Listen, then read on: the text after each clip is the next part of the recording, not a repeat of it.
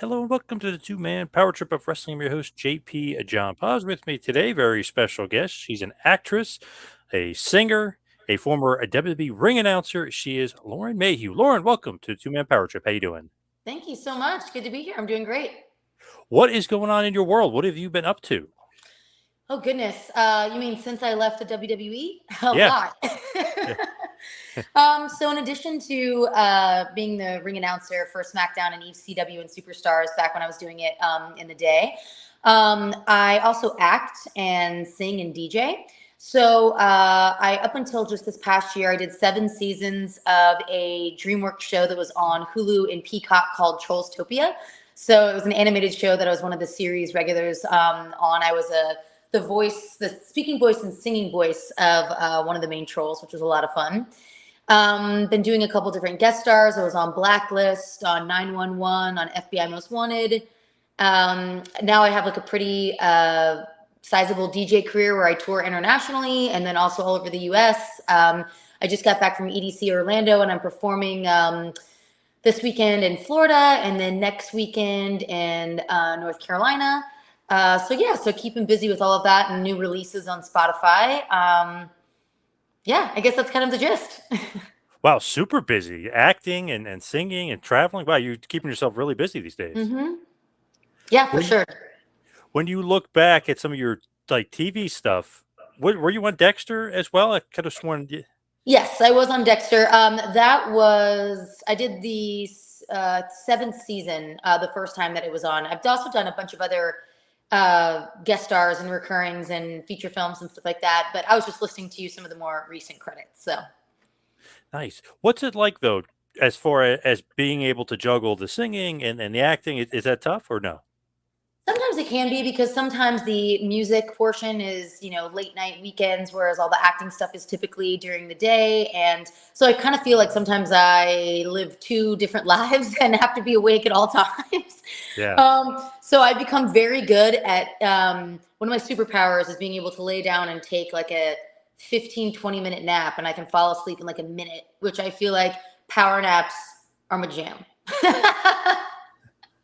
That's like a buddy of mine. He was saying something. He's like, "Can you take a power nap?" I was like, "I can't do it," because he was saying that's how he's always hmm like up and has energy and stuff. And he's got kids and everything else. I was like, "I don't It know how you really do it." helps. It really helps. Yeah. Yeah, I can't do it. I can't like fall asleep right away and then wake up right away. I'd just be exhausted. But those Yeah. power naps I always hear are like a godsend if you're able to pull them off. Well, I think the issue is that the most people just sit there and sit there and sit there, and before they know it, the time is gone and they haven't even fallen asleep. So you definitely have to just train yourself to just push everything that's going on in your world outside of your mind and calm down and be able to rest. So I don't know. I feel like maybe just because I've always had to juggle so many different things, I've learned how to like compartmentalize different parts of my life. And so I tell myself, okay, I can worry about this again in 20 minutes, but right now I'm not going to worry about it. And I'm able to kind of shut off my brain usually and take advantage of that. So it's not easy, but I feel like, it's something I've gotten much better at. So It's almost like you got to be like, a little bit of zen, right? You got to like be able to 100%. relax. Absolutely. Absolutely. Where are you right now? Where are you calling in from? Asbury Park, New Jersey. Okay. And So you up said till down. about the end of 2020 of the pandemic, I was in New York. I was one of the only female resident DJs for Tao Group at Lavo Marquee, which are two big nightclubs there. And then I came to Florida thinking I'd just be here for like a Thanksgiving, Christmas sort of situation. I ended up staying, bought a house here in Florida, and now just took over as musical director for a big hospitality company here in Tampa. So not only am I the resident DJ and performer, but I also book all the other talent and then curate all the music for like during the dining experiences and stuff like that at all their restaurants and hotels and various venues. So it's been pretty cool. That's awesome. That's like Yeah. my buddy. He moved down to Orlando or the Orlando area in like Yeah. 2000, and he said, it's only gonna be for a little bit. He's still there 23 years later. Yeah. No, honestly, Florida has really grown so astronomically, especially since the pandemic. I think because it was so open, and so most of the tri-state area, came to Florida, and I feel like most of California went to either Nashville or Austin. So we definitely benefited from that. Our city's grown, just crazily. So I'm really proud of it.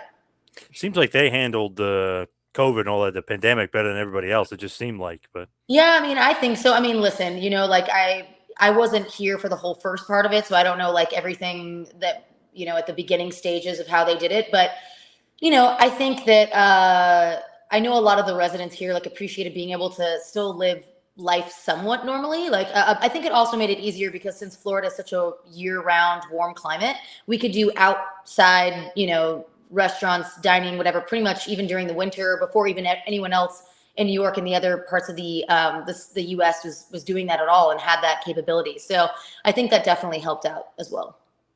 For sure. So just going back though, as far as WWE and your time in wrestling, I'm just curious, like, how did you actually get in? Because you're singing, you're acting, you do all this stuff. So how Yeah. did they get you, or maybe you notice them, or how does that go?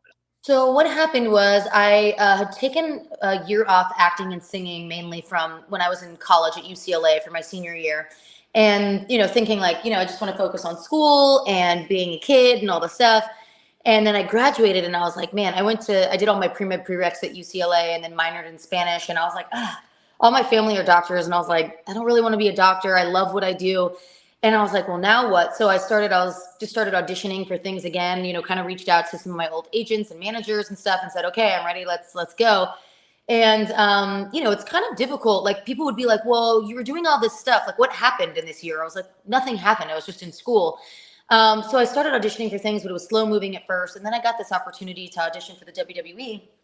And at the time, I didn't honestly know too much about it. As a kid, I had like a couple of guy friends who were obsessed with it. And so I'd watched it, at their houses a couple times with them. But I wasn't like a diehard fan. I hadn't watched it every day. So I went into, I did the regular audition in LA. They sent out the tapes. Then I got a call back, came back. Then they flew me out to Connecticut, which is where their headquarters are. And it was once I got there when I was really noticing, wow, like this isn't just, SmackDown or Raw. This is so much more. This is, merchandising and a whole, WWE universe that has its own movies and its own TV shows and all of these different things. And I was just really impressed, with all of the executives and all of the talent and just what they had built. Like it was just really impressive and phenomenal. And so when they called and offered me the opportunity, I was really excited about it. And it happened pretty quick. They actually wanted to throw me in and have me be live, honestly, like day one. And it was with my manager's foresight that he was like, why don't we just let her do, like the pre-taped SmackDown stuff before Raw and stuff like that? Because let's just, because SmackDown has a little bit of a delay. So if you do make a mistake or something like that, you can you have a little bit of time to be able to tweak it or edit it, whereas Raw is completely live. So, or at least that's how it was then. I'm not sure if that's still the case now. But so, I mean, which was good just because since it's such a different world. I mean, being that I've been in acting for so long and music for so long, nothing could have prepared me for this. It's a totally other different beast and Oh yeah. animal. So I was grateful for that because I think that it's good to kind of just get your footing before you, really dive in.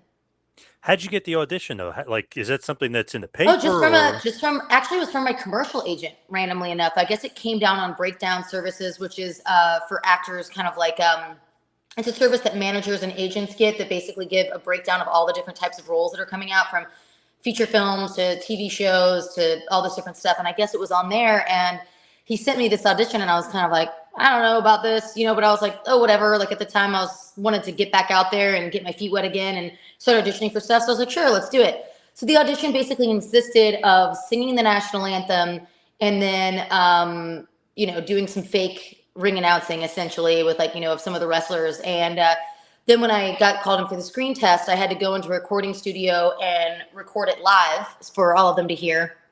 And then they did a screen test with me with like a teleprompter where I basically had to, do a bunch of different types of copy and script where they filmed me, I guess, to send to even, more people to kind of sign off on. And that was it.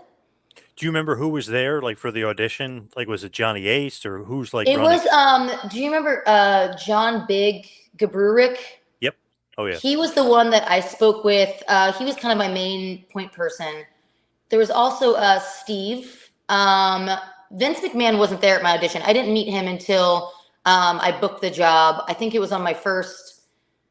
It was my first week for sure. No, could have been my second week. But yeah, he came out when I was sound checking the national anthem and came out and introduced himself to me and everything. So that was the first time I met him. It wasn't at the audition. What did you think about Vince?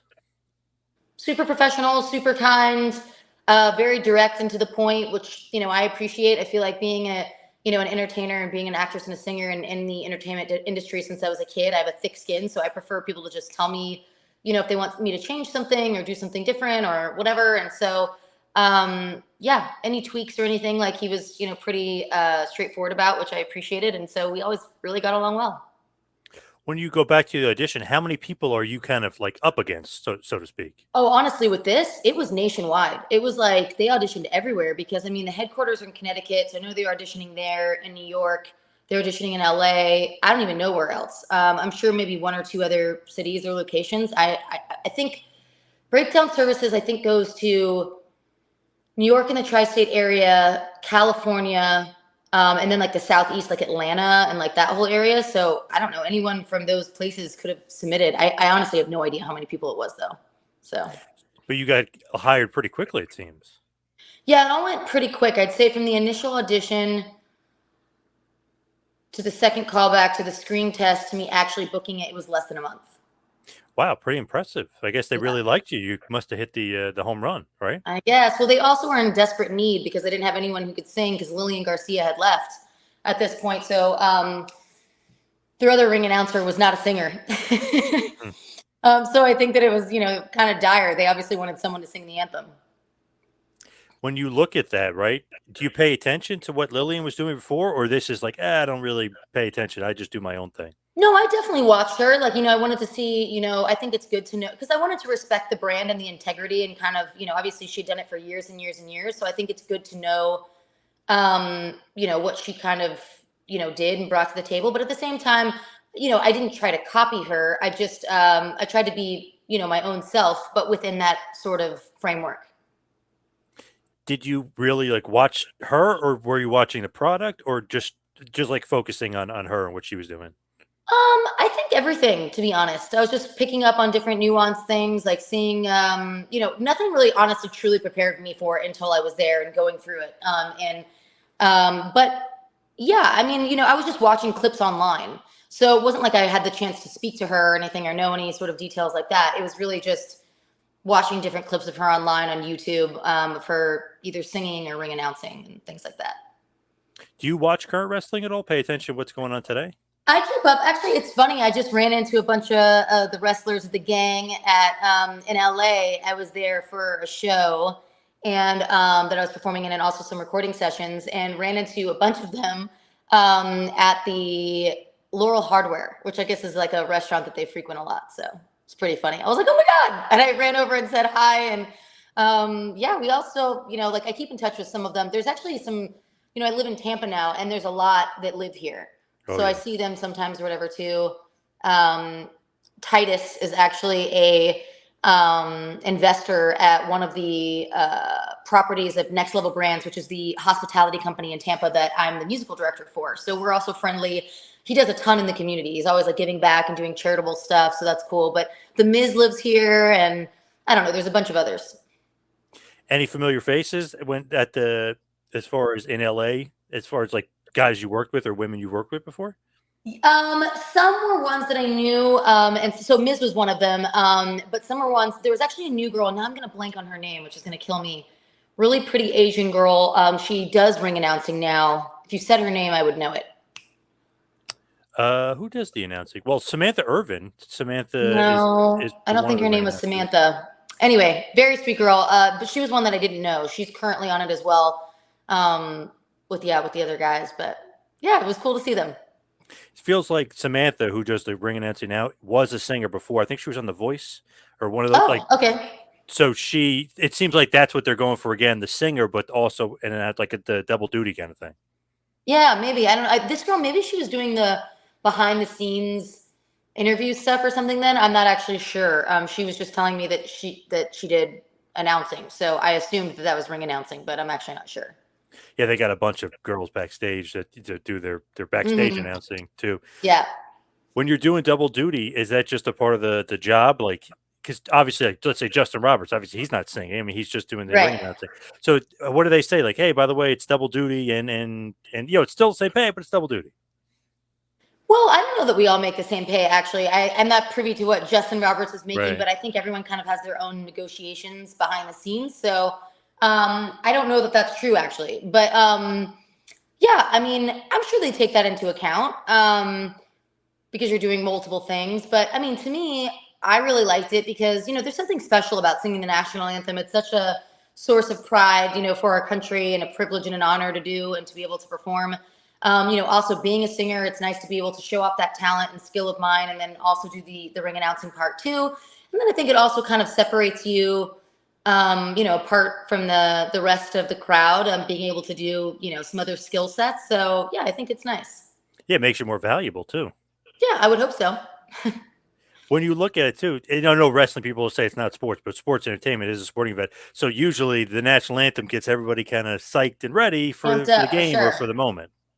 Yeah, it definitely does. I think it definitely gets people psyched up. I also would argue in saying that just after watching the wrestlers for so long, I feel like it is definitely a sport because the athleticism that they have to be able to do these throws and catches and fall correctly without breaking arms and legs is pretty impressive, to be honest. Oh, to me, it's definitely sport. I was talking to some like the great MMA fighters. I mean, these guys are like the greatest of the greats, and they were saying they tried pro wrestling. Like, nah, I don't want to get hurt too much. I'm like, you're doing MMA, you don't want to get hurt. They said too many bumping, too many like hurting their back and stuff. So I mean, that just goes to show you it's a sport. I mean, so these guys are legitimately getting hurt. For sure. So when you look at it, what is the day in the life of the announcer like in WWE? Like you're hired, like what's the day in the life look like? So basically, I would leave every Monday night on the red eye. See, the thing that sucked actually is that there were so many more shows, live, because I only did the live shows. I didn't do any dark matches. So I only performed on Tuesdays doing SmackDown, ECW Superstars, and occasionally Raw. And so I would fly out on a Monday night red eye from LA because I was living in LA at the time. Fly usually to the East Coast, so I wouldn't get there until 5 a.m. or something like that on Tuesday. I would get in a car, go to my hotel. Luckily they had, I don't know how they got me such an early check-in, but they did. And so I could go and I would immediately go to sleep, wake up around 2 to head to the arena to then be able to sound check and then get hair and makeup ready with the makeup artist and hair people at the arena, and then showtime. Do you rely on like Justin Roberts or like other announcers like to kind of help you? Because sometimes when you get thrust into things, you're like, I don't even know who this guy is, or how do I say this, or you know what I mean? It's like sometimes like Alberto Del Rio, like you got to some certain guys got to pronounce their names differently. Yeah, no, for sure. Yes, they definitely helped, but honestly, I kind of it was like a very quick tutorial. I got to be real with Yeah. you. I was kind of just left to my own devices to figure it out. Okay. To be honest.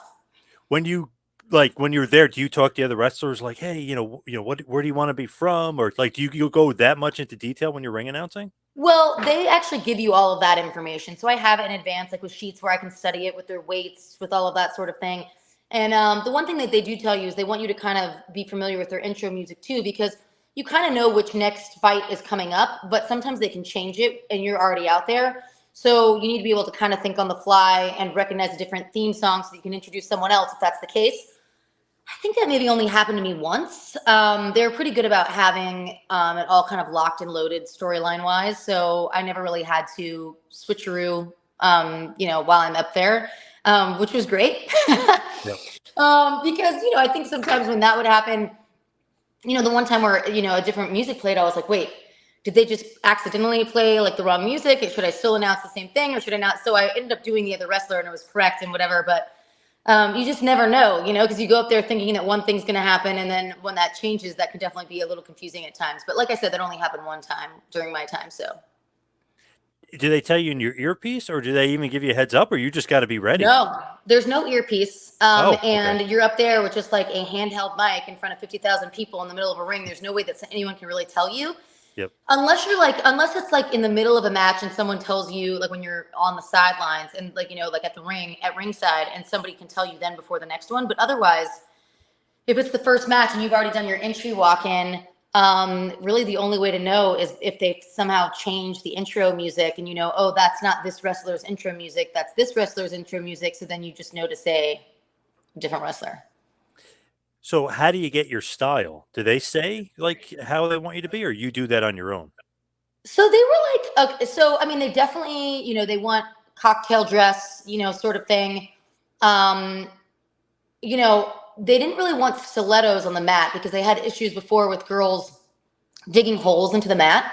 So, but I am just like a firm believer that I think a cocktail dress with wedges just looks super trashy. So I got these like rubber like heel stopper things that like go on top, like under the heel, so Yep. that like it made it thicker, but it's like clear, so you can't like see it. So I used to wear those, and I actually they would give me a stipend for clothing so that I could, get new dresses for each time. But instead of buying the dresses, I just hired a stylist that would give me like three different options each week, drop them off at my house with jewelry, with shoes, etc., which was a much better deal because then I had options. I could get a dress that was, a lot more expensive than maybe the price point that they had given me because it was just for loan.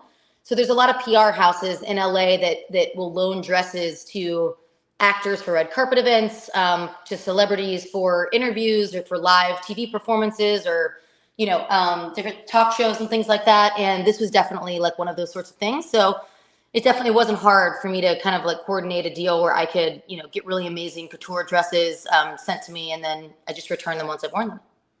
Nice, very smart. I'm always curious, Mhm. like, because technically, like, the clothing stuff is for television, so it's like, wow, shouldn't they be paying? So I was always curious if, like, they stepped up or not, or if they were like, "Well, you gotta They invest did in pay yourself." for it. They did Yeah, pay for it. They gave that's me a great. stipend for it. It was up to me to how I wanted to spend that stipend. Gotcha. And I decided that I could get more bang for my buck by giving that to a stylist and having them bring me really nice dresses that I wouldn't have been able to buy with the stipend that they gave me. And because of the fact that it's not like I'm going to wear, I can't really necessarily wear these dresses on TV again because I've already worn them. It works out better this way because, and I just feel like less wasteful than just buying a new dress every week that I like, God knows when I'm going to wear it again. So it just felt like the better thing all around to kind of do. Yeah, smart. How about announcing style? Like, do you, base it off of somebody? Do you do like your own thing as far as like how you're going to pronounce the names and like how your style? You're like old school Howard Finkel. He was very up and down. You know what I mean? Like in that deep voice. Like, so how do you get the announcing style? So, I before doing WWE, I was an on-air red carpet host for Access Hollywood. I also done a lot of other hosting. I hosted my own show called Real Access. That was kind of like a teen version of Access Hollywood, and then I'd done a bunch of other hosting. And so, I think bringing a lot of energy and charisma to it, but also, as a female, I have like a lower voice and a raspier voice for a female. So I guess I'm a little bit more aesthetically pleasing when it comes to radio or podcasting or, hosting and announcing. So that part kind of came naturally. And then I just, tried to articulate and,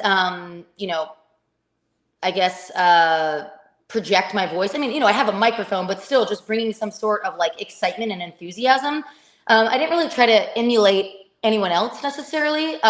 In terms of pronunciation, I had the pronunciation from the wrestlers and everything like that. So that I wouldn't, make up a new pronunciation. I obviously want to say everyone's name correctly. Yeah, like some guys do want it said a certain way, right? I mean, Hmm. they want. Does anybody ever come up to you like, well, change it and go a little this way? I want it to be, you know what I mean, more impactful, or roll your R. They do that kind of stuff with No, you. that actually never happened. I never had anyone correct me or tell me that they wanted it a different way, to be honest.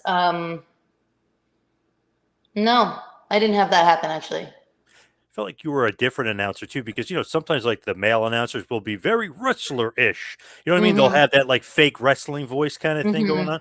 Did they say to you like we want to kind of go opposite, like like Lillian almost, like just stay opposite and kind of be your own self, basically? No, but when I came into the audition, I did, my style of, hosting or announcing, which is, charismatic with energy and, articulation and all these things, but not charactery.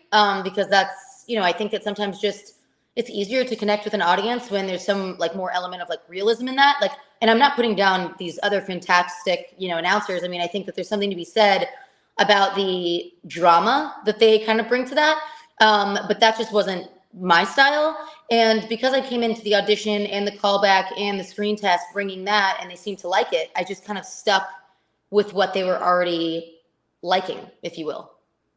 Do you consider like ring announcer almost like a host or almost like the MC because you're kind of guiding the audience in a certain aspect? Yeah, for sure. I mean, it's definitely different than normal hosting for sure. because I'd say that normal hosting is a little bit more of a conversation, where this is it's definitely more announcing and less hosting, if you will. But yeah, definitely emceeing. It's very akin to emceeing a fashion show or a live show or any sort of concert sort of situation. It's very similar to that. So how long were you with WWE for, and did you like it there? I was there for about a year, a little less than a year. And yeah, I mean, I wouldn't have traded the experience for anything. It was definitely very different than anything else I'd ever done. But I think that's what makes life so exciting, is being able to do like these cool, forays into very, very different industries and worlds. And, it's a amazing, amazing experience that I got to have. So definitely glad that I did it. Do you have a favorite part while you were there, or like maybe a favorite show, or something that you really sticks out as, something, on the positive side of being there? Um, Favorite part. I mean, anytime where you can be in front of a live audience and feed off a live crowd. I mean, one thing to say about the WWE universe and the fans is that the fans are absolutely fantastic. They are so enthusiastic and so excited, and they were very honestly, truly very supportive of me. A lot of people kind of warn me like, hey, like don't be worried if when you first come out, like you're not super warmly received because you're brand new and like, you're taking over for someone who's been there for, years and years and years. And I was like, okay. Like, I wasn't worried at all until they were saying this. And I was like, oh, shit. Like, am I going to Yeah, get booed or something? And I came yeah. out on my first night and people went crazy and cheered for me. And then I sang the anthem and they cheered even more. So I feel really lucky that they really embraced me. And I didn't really have any issues with that. Why'd you leave? What was the exit about? So at the time, I, was still wanting to really be able to do a lot of my acting and other stuff. And the problem was is that I was leaving every Monday, filming on a Tuesday, and then coming back on Wednesday. So there was barely any other time in the week for me to be able to do, other acting stuff or music stuff and things like that. I think that if I had, transitioned or done Raw from the beginning, like I was supposed to originally, or if I had transitioned from SmackDown to Raw and I was doing Mondays, I think that that probably would have changed. Or I think it also would be different if I did it now, living on the East Coast. It was just really hard living on the West Coast and just flying cross country. And I wouldn't even be there for 24 hours, like just taxing on your body. Like, to get in, like sleep for a few hours in the afternoon, wake up, perform, go back to sleep. And I'd leave like one of the earliest flights in the morning the next day, like usually like an 8 a.m. or 7 a.m. flight. I just felt like I never slept. That's crazy. And how come no Raw, and like how come the switch? Did they kind of throw you a curveball? Well, like I told you, my manager actually asked them. They wanted to put me in Raw from the beginning, and my manager actually asked them. They were like, you know what? Since she's brand new to the brand, and SmackDown has this little bit of a lag. He just Oh, kind of okay. he wanted to protect me, and he was like, listen, I don't want to like throw her out there to like live national television for something she's never done before. He's like, let's get her feet wet, for a couple months or something, and then let's like switch her over. And then I don't know, it just kind of started developing with that, and I did do Raw a few times, but I honestly don't know why it never switched. And honestly, at the time, I didn't really care. Like I was just, excited to be part of the brand and, whatever. But now looking back, I maybe it maybe would have been sustainable had I switched over to Raw and not just stayed on SmackDown. Any regrets from that time period in WWE? Um, no, not during the time period. I mean, maybe now, like I said, requesting to have been switched over. I think that like that would have like increased the longevity, but who knows? I mean, maybe at some point I'll be able to reconnect with the WWE universe. I'm still friendly with some of the people, and lately so much had changed. Like obviously everything was kind of torn to pieces, during the pandemic and stuff. But now everything is full throttle and going back again. So who knows? Maybe it's time for me to reach out and rekindle a relationship.